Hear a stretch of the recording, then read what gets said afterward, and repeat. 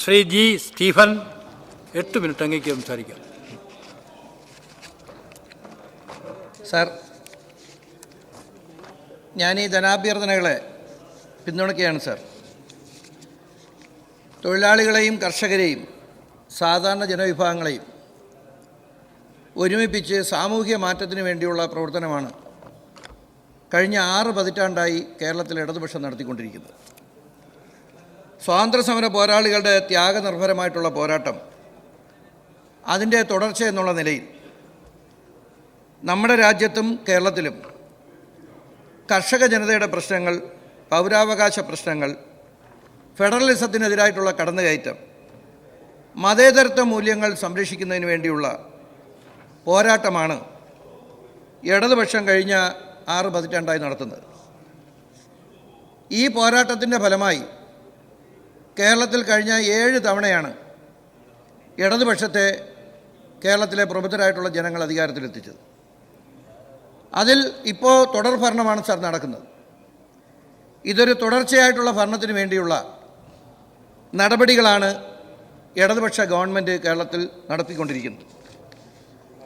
Sir, എനിക്ക് ഇവിടെ സൂചിപ്പിക്കാനുള്ളൊരു കാര്യം, പ്രതിപക്ഷത്തുള്ള ചില സുഹൃത്തുക്കൾ സംസാരിക്കുമ്പോൾ കമ്മ്യൂണിസ്റ്റ് പാർട്ടി ഓഫ് ഇന്ത്യ മാർക്സിസ്റ്റിനെ കോർപ്പറേറ്റുകളുടെ പാർട്ടി എന്ന് വിളിച്ച് ആക്ഷേപിക്കുന്ന ഒരു സാഹചര്യം ഇവിടെ ഉണ്ടായിട്ടുണ്ട്. സാർ, നമ്മുടെ രാജ്യത്തെ ഏറ്റവും അവസാനത്തെ രാഷ്ട്രീയ അഴിമതി എന്ന് പറയാൻ വേണ്ടി കഴിയുന്നത് ഇലക്ട്രൽ ബോണ്ട് പ്രഖ്യാപനമാണ്. ഇലക്ട്രൽ ബോണ്ട് BJPയുടെ ഗവൺമെൻറ്റാണ് നടപ്പിലാക്കിയത്. BJPക്ക് ഫണ്ട് കളക്ട് ചെയ്യുന്നതിന് വേണ്ടിയാണ് അവർ ആ തീരുമാനം കൈക്കൊണ്ടത്. എന്നാൽ ഇലക്ട്രൽ ബോണ്ടിനെ രാജ്യത്തെ ശക്തമായി എതിർത്ത ഒരു party communist party of India Marxist ആയിരുന്നു. ഞങ്ങളുടെ പാർട്ടിയുടെ ജനറൽ സെക്രട്ടറി ആയിരുന്ന യശസ്വരനായ സഖാവ് സീതാറാം യെച്ചൂരി സുപ്രീം കോടതിയിൽ പോയാണ് ആ കേസ് നടത്തുകയും ഇലക്ട്രൽ ബോണ്ട് എന്നുള്ള രാഷ്ട്രീയ അഴിമതി അവസാനിപ്പിക്കുന്നതിന് വേണ്ടിയുള്ള തീരുമാനം കൈക്കൊണ്ടത്. ആ തീരുമാനം വരുമ്പോൾ ഇലക്ട്രൽ ബോണ്ട് സമർപ്പിച്ചവരുടെ ലിസ്റ്റ് പ്രസിദ്ധീകരിക്കാൻ വേണ്ടി കോടതി നിർദ്ദേശപ്രകാരം ഗവൺമെൻറ് തയ്യാറായി. ആ സുപ്രീം കോടതി നിർദ്ദേശപ്രകാരം ഗവൺമെൻറ് അതിന് തയ്യാറായപ്പോൾ ഇവരെ കോർപ്പറേറ്റുകളുടെ പാർട്ടി എന്ന് വിളിച്ചാക്ഷേപിച്ച communist party of India Marxist ആ ലിസ്റ്റിലില്ലായിരുന്നു എന്നുള്ള കാര്യം അഭിമാനത്തോടു കൂടി സൂചിപ്പിക്കാൻ വേണ്ടി ആഗ്രഹിക്കുകയാണ്. എന്നാൽ കോൺഗ്രസ് ആ പട്ടികയിലുണ്ടായിരുന്നു, BJP ആ പട്ടികയിലുണ്ടായിരുന്നു. മാത്രമല്ല, റോബർട്ട് വധേര എന്ന് പറയുന്ന കോർപ്പറേറ്റ്, അദ്ദേഹവും ഈ ഇലക്ട്രൽ ഫണ്ടിലേക്ക് പണം കൊടുത്തവരുടെ ലിസ്റ്റിലുണ്ടായിരുന്നു. അദ്ദേഹം ആരുടെ മരുമകനാണ്, അദ്ദേഹം ആരുടെ ഭർത്താവാണ് എന്നുള്ളതിനെ സംബന്ധിച്ച്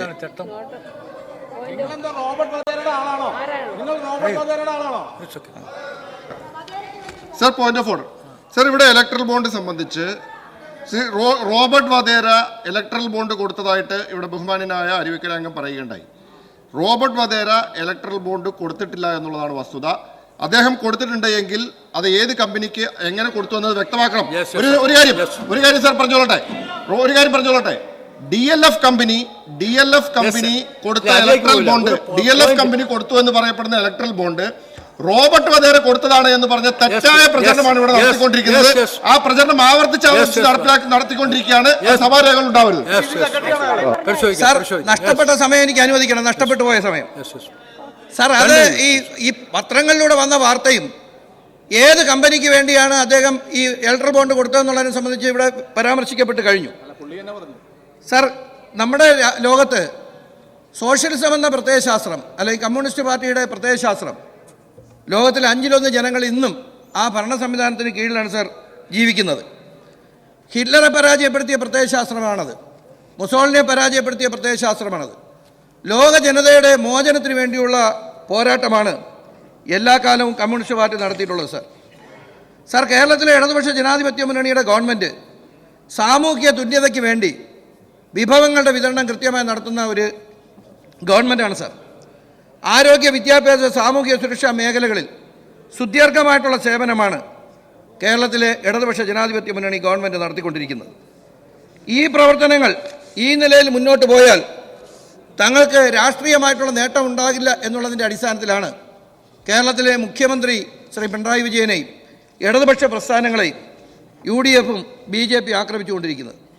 സാർ, വിദ്യാഭ്യാസ മേഖല ഈ ഗവൺമെൻറ് ഏറ്റവും പ്രധാനമായി കാണുന്ന ഒരു മേഖലയാണ് സാർ. 2015 വരെയുള്ള സ്ഥിതി നമുക്കറിയാം.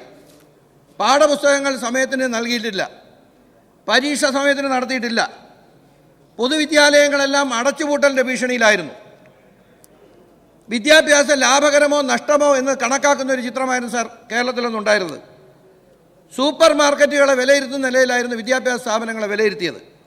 കുട്ടികൾ കൂടുതലുണ്ടെങ്കിൽ ലാഭകരം, കുട്ടികൾ കുറവാണെങ്കിൽ നഷ്ടം. ഈ കാഴ്ചപ്പാടിൽ നിന്നും തികച്ചും വിഭിന്നമായിട്ടുള്ളൊരു നിലപാടാണ് കേരളത്തിലെ ഇടതുപക്ഷ ജനാധിപത്യ മുന്നണിയുടെ ഗവൺമെൻറ് കൈക്കൊണ്ടത്. പൊതുവിദ്യാഭ്യാസ സംരക്ഷണ യജ്ഞത്തിലൂടെ കേരളത്തിൽ 10,48,000 കുട്ടികളാണ് പൊതുവിദ്യാഭ്യാസ സ്ഥാപനങ്ങൾ പുതുതായി കടന്നു വരാൻ വേണ്ടിയുള്ള സാഹചര്യം ഉണ്ടായത്. ഉന്നത വിദ്യാഭ്യാസത്തിൻ്റെ ഒരു ഹബ്ബായി ഈ കേരളത്തെ മാറ്റുന്നതിന് വേണ്ടിയുള്ള പ്രവർത്തനങ്ങൾ വളരെ ദ്രുതഗതിയിലാണ് സാർ നടന്നുകൊണ്ടിരിക്കുന്നത്. വിദേശ രാജ്യങ്ങളിലെ വിദ്യാഭ്യാസത്തോട് കിടപിടിക്കുന്ന നിലയിലാണ് നമ്മുടെ വിദ്യാഭ്യാസ സമ്പ്രദായം മുന്നോട്ട് നീങ്ങുന്നത്. നാക്കിൻ്റെ വിലയിരുത്തൽ വരുമ്പോൾ AA+ നേടിയ 2 യൂണിവേഴ്സിറ്റികൾ കേരളത്തിലായിരുന്നു സാർ. ഇന്ത്യയിലെ സർവകലാശാലകളുടെ സ്ഥിതി പരിശോധിക്കുമ്പോൾ 9, 10, 11 സ്ഥാനങ്ങൾ കേരളത്തിലെ സർവകലാശാലകൾക്കായിരുന്നു എന്നുള്ള കാര്യം പ്രത്യേകമായി നമ്മൾ വിലയിരുത്തേണ്ടതാണ് സാർ. 13,500 സ്കൂളുകളുള്ള കേരളത്തിലെ പൊതുവിദ്യാഭ്യാസ രംഗത്തെ ശക്തിപ്പെടുത്തുന്നതിന് വേണ്ടി പദ്ധതി പണം ചെലവഴിക്കാൻ കേരളത്തിലെ ഇടതുപക്ഷ ജനാധിപത്യ മുന്നണി ഗവൺമെൻറ് പ്രതിജ്ഞാബദ്ധതയോടുകൂടിയാണ് സാർ പ്രവർത്തിച്ചുകൊണ്ടിരിക്കുന്നത്. സാർ, ഇപ്പോൾ നമ്മൾ ചർച്ച ചെയ്യപ്പെട്ടുകൊണ്ടിരിക്കുന്ന ഒരു കാര്യം സ്കൂളുകളിലായിരുന്നാലും ക്യാമ്പസുകളിലായിരുന്നാലും ലഹരിയുടെ ഉപയോഗത്തെ സംബന്ധിച്ചാണ്. അത് കക്ഷി രാഷ്ട്രീയത്തിന് അതീതമായിട്ടാണ് ആ വിഷയത്തെ വിലയിരുത്തേണ്ടതെന്നുള്ളൊരു പൊതു അഭിപ്രായം കേരളത്തിൽ ഉയർന്നു വരുന്നുണ്ട്. വിദ്യാഭ്യാസ സ്ഥാപനങ്ങളിൽ നിന്ന് ലഭിക്കുന്ന ഇതുമായി ബന്ധപ്പെട്ട പരാതികളെല്ലാം സമയബന്ധിതമായി എക്സൈസ് വകുപ്പിന് കൈമാറുന്നതിന് വിദ്യാഭ്യാസ വകുപ്പ് തയ്യാറാകുന്നുണ്ട് സാർ. സാർ, വിദ്യാഭ്യാസത്തിൻ്റെ ഗുണനിലവാരം വർദ്ധിപ്പിക്കുന്നതിന് വേണ്ടി 45,000 ക്ലാസ് മുറികളാണ് ഹൈടെക് ആക്കി മാറ്റിയിട്ടുള്ളത്.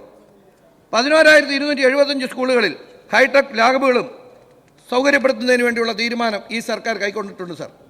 വിദ്യാഭ്യാസ മേഖലയ്ക്ക് അനുവദിച്ചതിൻ്റെ 85% പണവും ഇതിനകം ചെലവഴിക്കാൻ വേണ്ടി കഴിഞ്ഞു സാർ.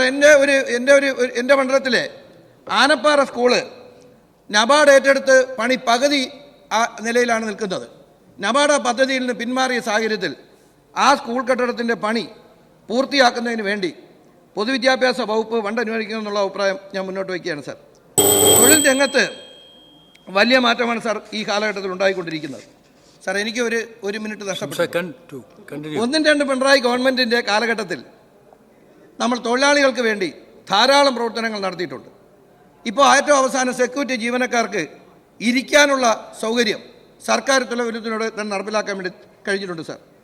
കഴിഞ്ഞ 1-ാം പിണറായി ഗവൺമെൻറ് ഷോപ്പുകളിൽ ജോലി ചെയ്യുന്ന നമ്മുടെ അമ്മ പെങ്ങന്മാർക്ക് അവർക്ക് ഇരിക്കാനുള്ള അവകാശം കൊടുക്കുന്ന തീരുമാനം എടുത്തിരുന്നു സാർ.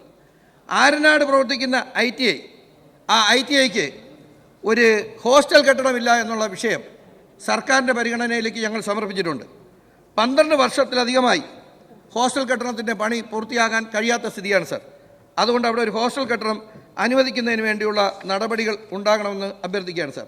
കായിക മേഖലയിൽ ലോകത്ത് കായിക രംഗത്തെ മുന്നോട്ടുള്ള പ്രയാണത്തിൽ കേരളത്തിൽ ശക്തമായിട്ടുള്ള പ്രവർത്തനങ്ങളാണ് നമ്മൾ നടത്തിക്കൊണ്ടിരിക്കുന്നത്. അതിന് അന്താരാഷ്ട്ര സ്പോർട്സ് സമ്മിറ്റ് വലിയ പങ്ക് വഹിച്ചിട്ടുണ്ട് സാർ. കഴിഞ്ഞ 8 വർഷത്തിനിടയിൽ 3,000 കോടി രൂപയുടെ വികസന പ്രവർത്തനങ്ങളാണ് നടത്താൻ വേണ്ടി കഴിഞ്ഞിട്ടുള്ളത് സാർ. അതേപോലെ തന്നെ കായിക താരങ്ങൾക്ക് നിയമനം നൽകുന്ന കാര്യത്തിലും സുദീർഘമായിട്ടുള്ള പ്രവർത്തനം നടത്തിയിട്ടുണ്ട്. തദ്ദേശ സ്വയംഭരണ സ്ഥാപനങ്ങളുടെ തദ്ദേശ സ്വയംഭരണ സ്ഥാപനങ്ങളുടെ പ്രവർത്തനത്തിന് 15,980 കോടി രൂപയാണ് സാർ നമ്മൾ മാറ്റി വെച്ചിട്ടുള്ളത്. സാർ, ഇവിടെ ലൈഫിനെ സംബന്ധിച്ച് പറഞ്ഞു 5,39,000 വീടുകൾ പൂർത്തിയാക്കിയിട്ടുണ്ട് സാർ. സാർ, അരുവിക്കര മണ്ഡലത്തിലെ ഫ്ളാറ്റ് സംശയം, ആ ഫ്ളാറ്റ് സംശയത്തിന് ഗവൺമെന്റ് 24,99,00,000 രൂപ അനുവദിച്ചിട്ടുണ്ട്.